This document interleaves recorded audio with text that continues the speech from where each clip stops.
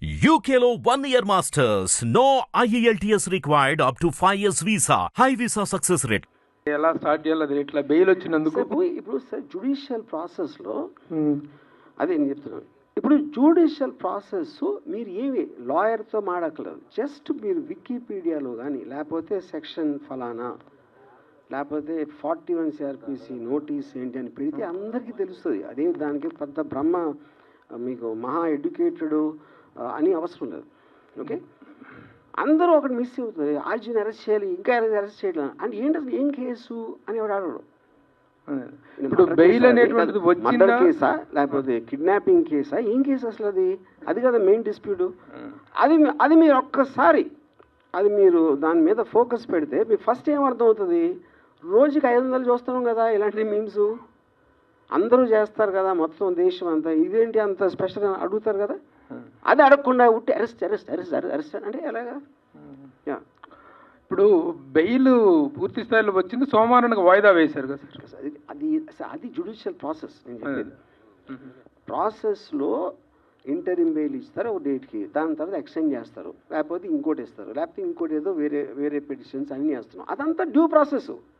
ఆ due process అనేది ప్రతి దాంట్లో ఉంటుంది. కానీ మెయిన్ పాయింట్ ఎక్కడంటే నేను యాంటిసిపేటరీ బెయిల్ ఇచ్చిన రీజన్ ఆల్రెడీ చెప్పాను.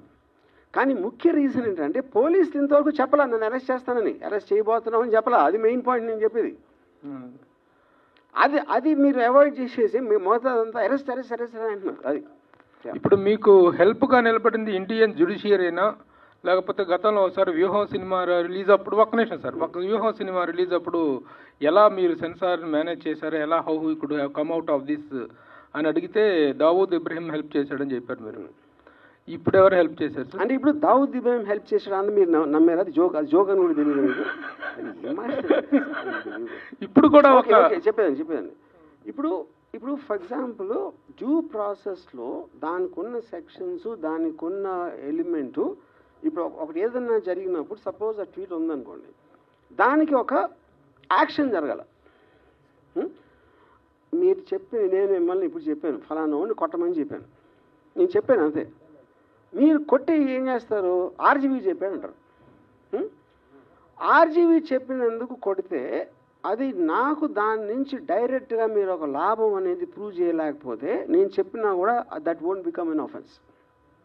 ఓకే, సో ఇప్పుడు 1 year బ్యాక్ నేను పెట్టిన ఏదైతే చెప్తున్నారో అది దాని వలన ఏం జరిగింది అసలు, ఇంత 1 yearలో ఏం జరిగింది ఒకటి. రెండోది ఆ రోజున ఈయనంటే ఇప్పుడు నిద్రలేసాడు పెట్టినాడు, ఆ రోజున ఉన్న మెయిన్ స్ట్రీమ్ మీడియా ఇంక్లూడింగ్ వాళ్ళతో ప్రోలో ఉన్నా కూడా వాళ్ళు ఏదైనా అనుకున్నారో దాని గురించి అనుకోవాలి. ఎందుకు అనుకోలేదంటే వాళ్ళు చేస్తారు, అదే చేస్తారు, ప్రోగ్రామ్స్ చేస్తారు. ఏది డూపులు పెట్టి ఇది పెట్టి క్యారికేచర్స్ పెట్టి కార్టూన్స్ పెట్టి పొలిటికల్ లీడర్స్ని కానీ సెలబ్రిటీస్ని కానీ ఎవరినైనా కంటిన్యూస్గా మీరు కార్టూనిష్గా చేయటం అనేది it's a culture in the whole world, in a free world. Ajeev గారు, అయితే 1 year బ్యాక్ జరిగిన దానికి కేసులు పెట్టడం ఏంటని మీరు అడిగారు. ఆ లాస్ట్ 5 yearsలో కూడా మీరు సినిమాలు తీశారు, ఈ గవర్నమెంట్ మారిన తర్వాత మానేశారు. ఎవరికి టైం వచ్చినప్పుడు వాళ్ళు నడిపిస్తారని ఎందుకు అనుకోవట్లే మీరు? ఎవరికి టైం వచ్చినప్పుడు వాళ్ళు నడిపిస్తారంటే ఏం నడిపిస్తారు అంటే మీరు పొలిటికల్ మూవీస్ చేయనన్నారు కదా, ఇప్పుడు కూడా చెయ్యొచ్చు కదా. ఎందుకు చేయాలి? మూవీస్ చేయడానికి నా రీజన్. అప్పుడు భయపడ్డారు అనుకోవచ్చు కదా దాన్ని.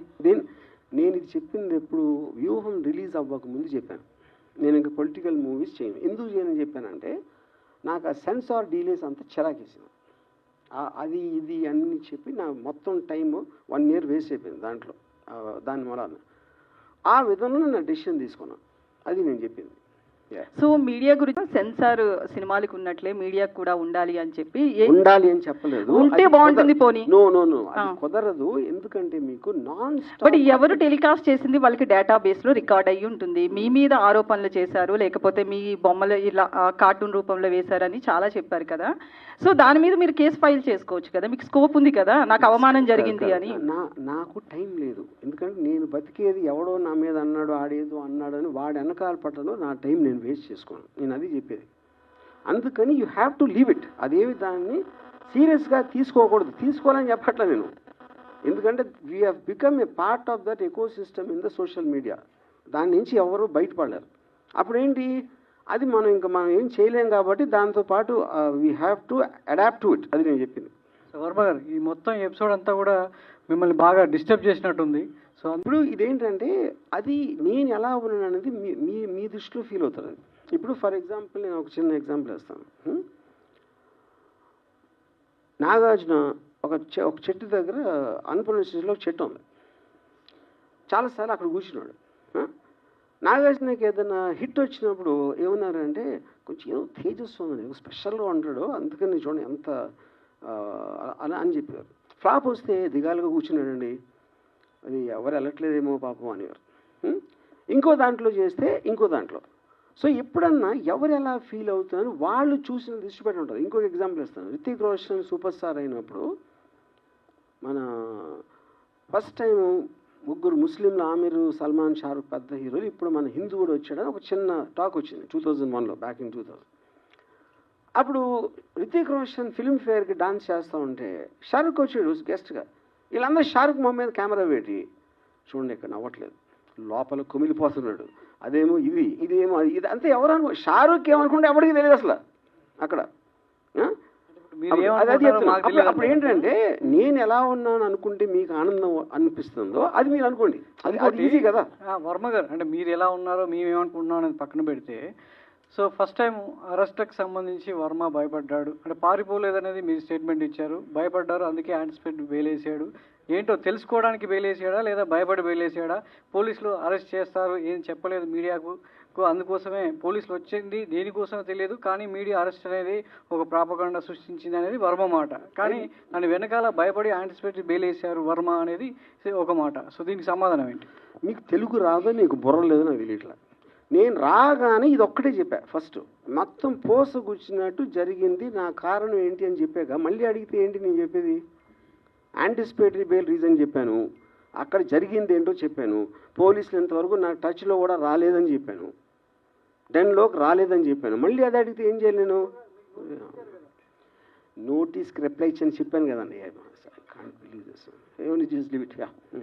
హిట్ టీవీ యాప్ ని డౌన్లోడ్ చేసుకోండి. ఇందులో short news, live news, entertainment movies అన్ని అవైలబుల్ గా ఉన్నాయి. Please download hit TV app. Hit TV app ని ఫ్రీగా డౌన్లోడ్ చేసుకోండి.